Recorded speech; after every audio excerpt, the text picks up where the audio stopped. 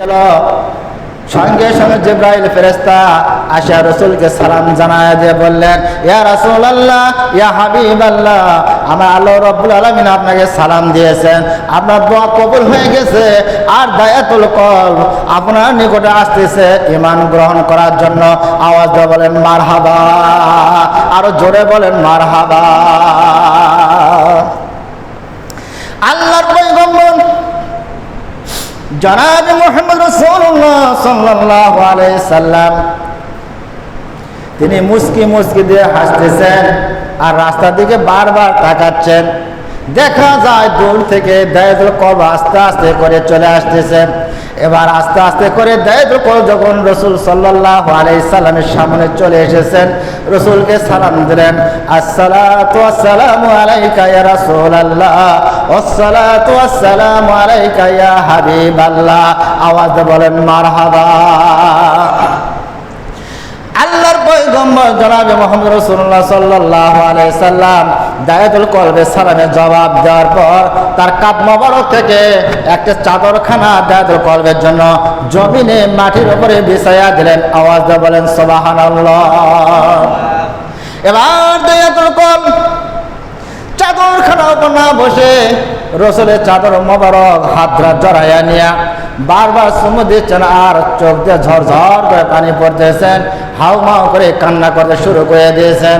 আল্লাহর পয়গম্বর জনাবে মুহাম্মদ রাসূলুল্লাহ সাল্লাল্লাহু আলাইহি ওয়াসাল্লাম বললেন, হে দায়াতুল কলব, তুমি কাঁদো কেন? তুমি ঈমান গ্রহণ করার জন্য চলে এসেছো, তুমি কালিমা পড়িয়া মুসলমান হয়ে যাও, ঈমান গ্রহণ করো। বলেন সুবহানাল্লাহ। দায়াতুল কলব আরো কান্দার গতিটা আরো বেড়ে গেছে।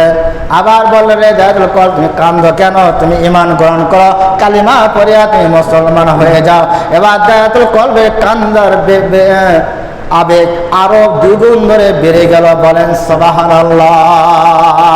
আল্লাহর পয়গম্বর জনাবে মুহাম্মদ রাসূলুল্লাহ সাল্লাল্লাহু আলাইহি সাল্লাম বললেন, রে দায়াতুল কলব, তুমি কাঁদো কেন? তোমার কাঁদার কারণটা কি আমাকে একটু খুলে বলো।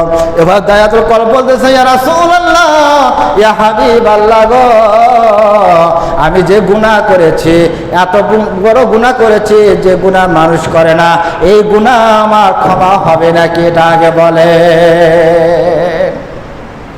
এবার দায়াতুল কলব কথা বলার পর রাসূল সাল্লাল্লাহু আলাইহি ওয়াসাল্লাম বললেন, রে দায়াতুল কলব, তুমি কি বড় গুনাহ করেছো আমাকে একটু খুলে বলো। এবার দায়াতুল কলব বলতেছে, আমার বয়স 70 বছর হয়ে গেছে, এই 70 বছরের মধ্যে আমি 60 বছর ধরিয়া আমি মূর্তি পূজা করেছি, আর এই 60 বছর ধরিয়া আমি 70 নিষ্পাপ কন্যা শিশুকে জীবন্ত অবস্থায় কবর দিয়েছি। এই গুনাহ আমার আল্লাহ রাব্বুল আলামিন ক্ষমা করবে কিনা আগে বলে। আল্লাহর পয়গম্বর জনাবে মুহাম্মদ রাসূলুল্লাহ সাল্লাল্লাহু আলাইহি সাল্লাম চিন্তা ভাবনার মধ্যে পড়ে গেলেন।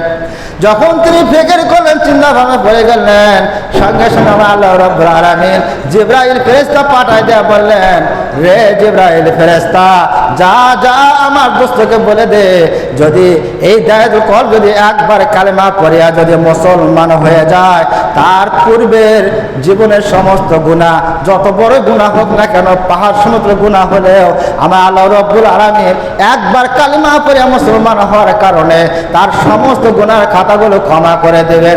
আওয়াজ বলেন সুবহানাল্লাহ। আল্লাহুম্মা সাল্লি আলা মাওলানা